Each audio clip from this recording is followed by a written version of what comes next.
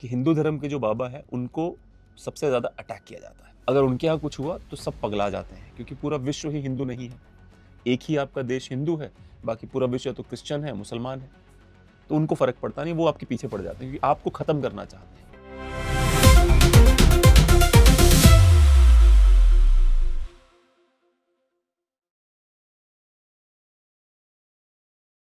दोस्तों नमस्कार, मैं सुशील। आज चर्चा करेंगे एक ऐसी गाय की, गौ माता की, जो लगातार एक खेत में एक जगह की परिक्रमा कर रही थी।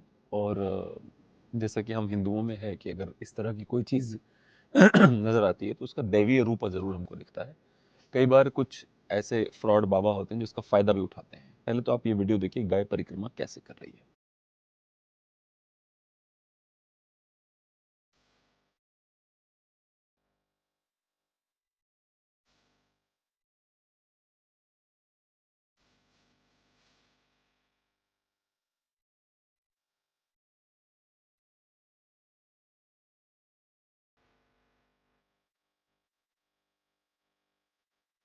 देखा आपने? तो ये गाय लगातार इस जगह की परिक्रमा कर रही थी।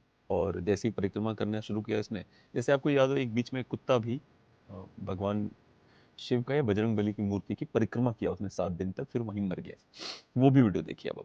उत्तर प्रदेश के बिजनौर जिले से एक अनोखी और हैरान कर देने वाली घटना सामने आई है, जिसने न सिर्फ स्थानीय लोगों को चौंका दिया बल्कि सोशल मीडिया पर अब चर्चा का विषय बन गया है। दरअसल नगीना तहसील के नंदपुर गांव में स्थित प्राचीन हनुमान मंदिर में कुत्ता करीब 48 घंटे तक बिना रुके हनुमान जी की मूर्ति की परिक्रमा करता हुआ दिखाई दिया। स्थानीय ग्रामीणों के अनुसार ये कुत्ता तड़के करीब 4 बजे मंदिर परिसर में पहुंचा और लगातार तब से मूर्ति के चारों ओर घूमने लगा। हैरानी की बात यह रही कि इतने लंबे समय तक परिक्रमा करने के बावजूद ना तो कुत्ते ने आराम किया और ना ही कुछ खाया पिया। मंदिर में मौजूद श्रद्धालु ये दृश्य देखकर अब अचंभित रह गए हैं। इस पूरी घटना का वीडियो किसी श्रद्धालु ने मोबाइल पर रिकॉर्ड कर लिया, जो अब सोशल मीडिया पर तेजी से वायरल हो रहा है। देखा आपने ये वाला वीडियो?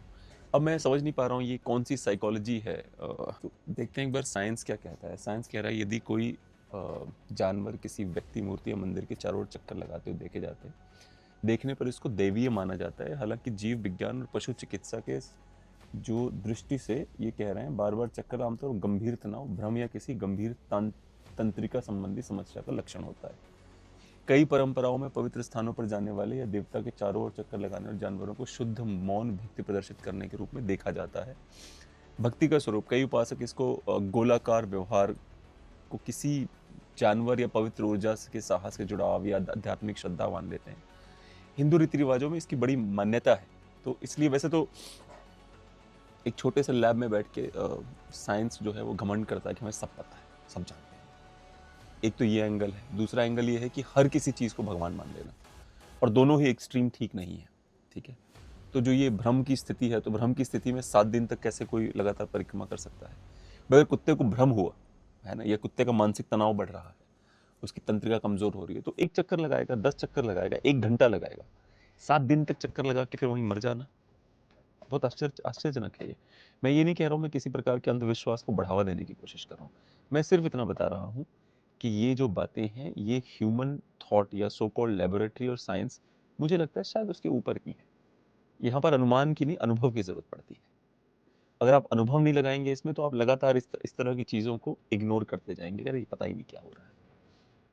एक इलेक्ट्रॉन, कई लोगों का ये भी थॉट है कि एक इलेक्ट्रॉन जब बिग बैंग थियरी से पहले उसने अपनी यात्रा शुरू करी और वो यात्रा लगातार उसकी चले जा रही है, वही इलेक्ट्रॉन हम सबके अंदर है। क्योंकि जो ऑब्जर्वेबल यूनिवर्स है, जो दिखता है, वो इसीलिए है क्योंकि हम उसको वैसा देख रहे हैं। तो हम ये नहीं कह सकते कि अगर गाय परिक्रमा कर रही है तो वो भ्रम है या साइकोलॉजिकली वो पागल हो चुकी है, ऐसा नहीं। अब सबसे शानदार बात बताता हूँ, इस पूरी ये घटना या दुर्घटना गाय के लिए तो कम से कम जरूर है। इसका सबसे शानदार पक्ष ये है कि वहां पर जब खुदाई हुई तो वहां पर शिवलिंग मिला लोगों को। ये वीडियो देखिए।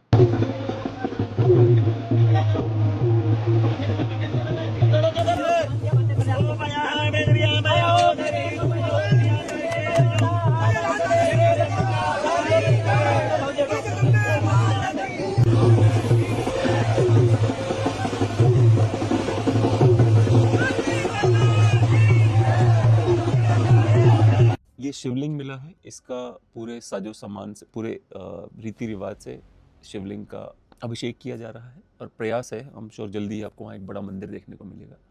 तो मुझे ऐसा लगता है कि सनातन धर्म अलग अलग तरीक़ों से वापस लौट रहा है।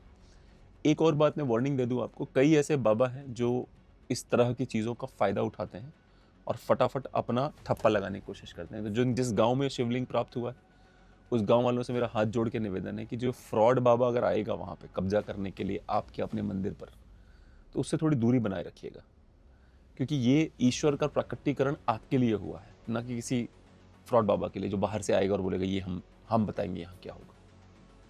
मैं सच बता रहा हूँ आपको। जैसे उदाहरण के लिए एक क्रिश्चियन बाबा है, शायद केरला में है, उनके यहाँ पे शायद हज़ारों करोड़ रुपए की संपत्ति मिली है, संपत्ति कैश जो भी है मिला है। तो ऐसा नहीं है कि बाबा की फ्रॉडगिरी केवल हिंदू धर्म में होता है। प्रॉब्लम सिर्फ इतनी है कि हिंदू धर्म के जो बाबा है उनको सबसे ज़्यादा अटैक किया जाता है। अगर उनके यहाँ कुछ हुआ तो सब पगला जाते हैं, क्योंकि पूरा विश्व ही हिंदू नहीं है। एक ही आपका देश हिंदू है, बाकी पूरा विश्व तो क्रिश्चियन है, मुसलमान है, तो उनको फ़र्क पड़ता नहीं, वो आपके पीछे पड़ जाते हैं क्योंकि आपको ख़त्म करना चाहते हैं। तो जब गौ माता इस तरह से परिक्रमा कर रही है, शिवलिंग का प्राकट्यकरण हो रहा है और आप सनातनी हैं, हाथ जोड़िए उसको, डोनेट करिए और मंदिरों का निर्माण करवाइए, क्योंकि बाकी की दुनिया चाहती है आप निपट लें।